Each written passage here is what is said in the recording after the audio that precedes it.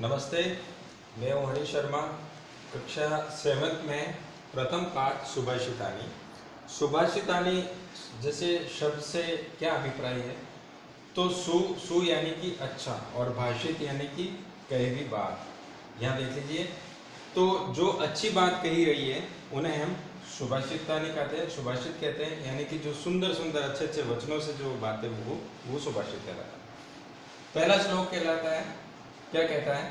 पृथ्वीव्यां त्रीणि रत्नानि जलम अन्नम सुभाषितम मूढे पाषाणखंडेषु रत्न संज्ञा विधीयते। इसके कठिन शब्दार्थ देख लेते हैं। जब तक शब्दों के अर्थ में पहचान नहीं पाओगे तब तक आप उसका भावार्थ नहीं कर पाएंगे। तो शब्द क्या कहता है? पहला, पृथ्वीव्याम यानी धरती पर, सुभाषित, सुभाषित यानी सुंदर वचन, जैसे कि पहले नाम से संबोधित है पाठ का। मूढ़े यानी कि मूर्खों के द्वारा, ये देख लीजिए, मूढ़े यानी मूर्खों के द्वारा। पाषाण खंडेशु, पत्थर के टुकड़ों में ही।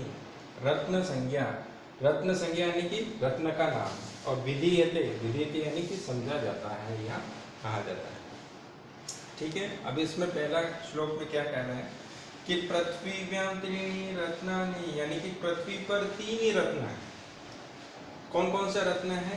जलम, जल, अन्न और सुभाषित। सुभाषित यानी सुंदर वचन। और मूढ़े पाषाण खंडेशु, मूर्ख लोग जो होते हैं वो पत्थर के टुकड़ों को ही रत्नों की संज्ञा मान लेते हैं या रत्न उसको समझ लेते हैं। यानी मूर्ख लोग पत्थर के टुकड़ों को ही रत्न समझ करके उन्हीं को ही रत्न मान लेते हैं। जबकि पृथ्वी पर 3 रत्न जो बताए गए हैं कवि ने, वो जल बताया है, अन्न बताया है और सुंदर वचन बताया है। तो ये इस श्लोक में कहा गया है। दूसरे श्लोक में क्या बोला है? सत्येन धार्यते पृथ्वी सत्येन तपते रवि सत्येन वाति वायुश्च सर्वं सत्ये प्रतिष्ठितम्। धार्यते, धार्यते यानी कि धारण किया जाता है। तपते, तपते यानी जलता है। वाति, वाति यानी कि बहती है या बहता है। वायुष्य यानी पवन। और प्रतिष्ठितम यानी कि स्थित है। यानी सत्येन धार्यते पृथ्वी, यानी कि सत्य से ही पृथ्वी धारण की हुई है। यानी कि ये जो पृथ्वी है, पृथ्वी का जो धारण किया हुआ है ये सत्य है, बिल्कुल सत्य रूप में ही धारण की हुई है।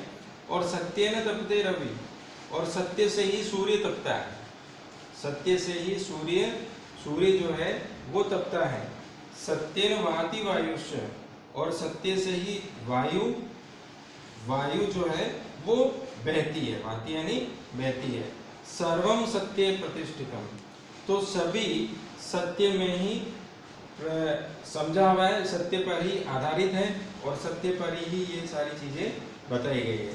यानी कि इस चराचर भू जगत में जो पृथ्वी है, वायु है, सूर्य है, उनकी सत्यता ये हमेशा बनी रहेगी।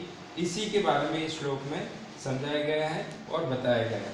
यानी सत्य से पृथ्वी का धारण होता है, सत्य से सूर्य तपता है और सत्य से पवन चलती है और सब सत्य पर ही आधारित है। इस प्रकार से ये 2 श्लोक पढ़े, अपन कल इसके आगे और पढ़ेंगे। धन्यवाद।